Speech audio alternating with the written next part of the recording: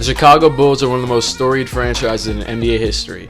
They've had insane runs in the 1990s, winning 6 championships, as well as just recently as 2011, having MVPs on their team and winning first seeds.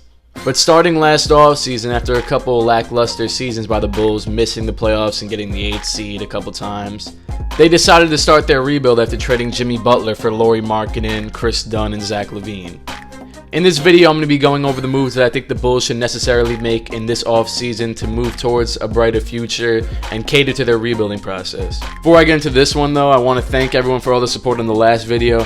Shout out to all the new subscribers I got from that video. Thanks for all the likes and views on that one as well. Go check it out if you haven't already. It's the Knicks offseason plans. What I think the Knicks should do in 2018 offseason. Obviously, I'm doing the same today with the Bulls. So now let's get straight into it. Now, just like the Knicks and of course most of the other teams I'll be doing throughout these videos, the NBA draft is going to be a huge point for these teams in the offseason. Last year, the Bulls had the number 7 pick, and they picked Lauri Markkanen, who looks like the guy they're going to build their franchise around for years to come.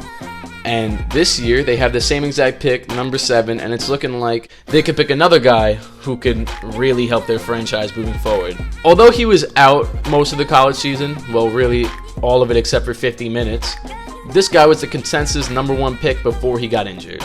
In case you don't know who I'm talking about yet, I'm talking about Michael Porter Jr. According to most mock drafts, he'll still be available at the 7th pick, and it's who I think the Bulls should pick without a doubt. Now, of course, there's other guys that should be on the board like Wendell Carter, Mikal Bridges, Colin Sexton possibly, Trae Young. But all in all, the Bulls' most needed position is the small forward position, and Porter Jr. could become a superstar at that position. There's a lot of things the Bulls could do with Porter Jr., as he's a pretty tall small forward standing at 6'10". They could play him at power forward with Markkanen at center. They could play him small forward with Markkanen and a big man. He's a really dynamic scorer. He's athletic. He could get to the rim at ease. Of course, like many other players that we've seen in the past, he's getting comparisons to Kevin Durant, and it's not really much of a surprise. He has a very dynamic offensive game, and he's a pretty solid defender as well. But of course, like I said, the one thing that's holding him back from getting picked top 3 is his back injury. Although he could end up being a bust and being injury prone, that's not how I see Michael Porter ending up. I think he'll end up being a star player in the end, and I think the Bulls are going to be really happy they took him and they took the risk on him with the 7th pick. Now, my second step to the Bulls offseason plan would be re-signing the uber-athletic shooting guard Zach LaVine. I would think that the Bulls and LaVine could come to agreement for about $65 million over 4 seasons. Although LaVine did have a devastating ACL injury with the Timberwolves in 2017, it didn't seem to have slowed him down too much when he came back. He wasn't the most efficient from the field shooting-wise, but it didn't take him too long to get so comfortable with the game again. I think LaVine could personally end up being one of the best shooting guards, scoring-wise, in the league. He just has to improve on his shot selection as well as his defense. All in all, I feel like it'd be a smart investment for the Bulls to bring back LaVine. I feel like the ACL injury was more of a freak type of injury than something that's going to repeat going into the future. LaVine could be a very important part to this franchise's success going forward. It should be a no-brainer, regardless how much they sign him for, that he should be coming back to this team next season. On to my third step for the Bulls offseason plan. I feel like they should bring back guard David Nwaba to a 3-year, $10 or $11 million deal. For the sake of the video, we'll say $11 million, which was given about $3.6 million per year. Nwaba was a really athletic, high energy, tenacious type of guy for the Bulls last season. He played a lot of late game situations because of his intense defense. He's not much of an outside shooter, but he was still a pretty efficient scorer and knows his lane. He averaged 8 points last season on 48% from the field. He doesn't seem as to be a guy that has much potential to become a better player, so I think he'd take a deal that would give him guaranteed money over 3 years. I just feel like he's a guy that a team's going to want when they start winning games. I feel like he's a guy you're going to want to sub in for an energy spark. And also, $3.6 million per year isn't much of breaking the bank for the Chicago Bulls. Considering they gave Cristiano Felicio $8 million per year, it shouldn't be too hard to give Nwaba about $4 million per year. On to step 4 though, I just wanted to bring up Antonio Blakeney. Although I'm not going to recommend that the Bulls bring him onto an actual NBA contract because I don't feel like he's efficient enough to do all that in the NBA yet. I feel like the Bulls should try to keep him on their Windy City Bulls roster, doing whatever it takes. If they do have to sign him, I don't know if you're allowed to sign a player to 2 two-way contracts in a row, but if you can do that, then do so. If they did need to sign him to an actual NBA contract, it would probably be for a minimum. But Blakeney seems like a guy who has some solid potential to be a good player in the NBA, so I would think the Bulls would want to hold on to that for as long as possible. I just don't think he really would have much of an impact on the roster they have right now or get that many minutes. But that's it for number 4 though. And on to number 5. There is no number 5 because I feel like that's really it for the Bulls. They shouldn't be doing too much throughout this offseason. If the Bulls are to stay back, more reserved throughout this offseason, they'll be really set for future offseasons, which I'm going to go over in a second. They'll only have about $83 million of their cap allocated after those signings, which would leave about $18 million left to spare. They could still make a power play at a guy like Aaron Gordon or Rodney Hood.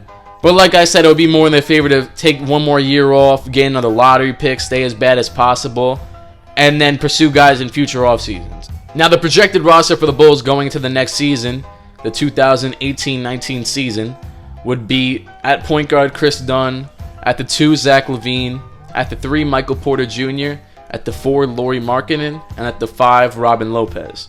Off the bench, you'd have Cameron Payne and Jerry Grant at point guard, Justin Holiday and David Nwaba at the 2, Denzel Valentine and Paul Zipser at the 3, Bobby Portis at the 4 off the bench, and at the 5, Felicio and Omer Asik in his horrible contract.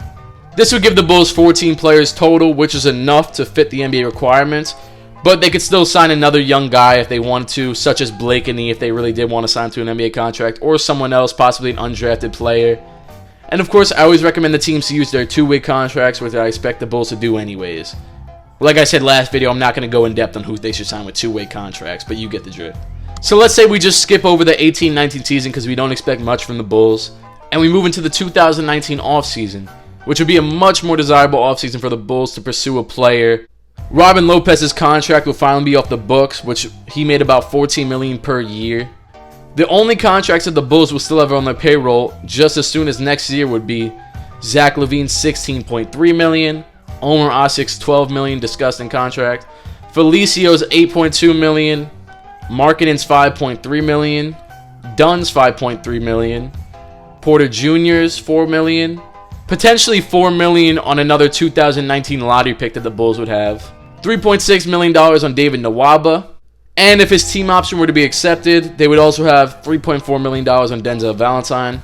Considering all these contracts, the Bulls would only have already spent $62.1 million on players, leaving $45.9 million available for free agent pursuing that offseason. They could look to re-sign guys like Bobby Portis, Jerry Grant, Justin Holiday, depending on what impact they give the team in the 2018-19 season. Or they could look at young guys like Terry Rozier and Willie Cauley-Stein, although they're restricted free agents, the Bulls have a lot of money to throw at them. Also, depending on the actual outcome of the complete season of the Bulls, let's say Zach LaVine played great, Chris Dunn played great, Lauri Markkanen led the team really well, and Michael Porter Jr. proved all the haters wrong and came out defying the back injury and had a really great season with the Bulls. Let's say they made the playoffs. Then they could go after big-name free agents like Klay Thompson and Kemba Walker, or they could even just throw the $46 million at supporting cast pieces if they're that confident in their core. But that's for you to decide, because I'm just here to talk about the 2018 offseason and what that would result in for the future of these teams. That's it for this video, though. Let me know what you agree with or disagree with in the comments. After this plan, let me know what you think the Bulls could do with the $46 million they have in 2019. Share this video with any Bulls fans you know. Let's see if they agree with me as well. Once again, thanks for all the love on the last one. More coming, of course. And that's it. Cut.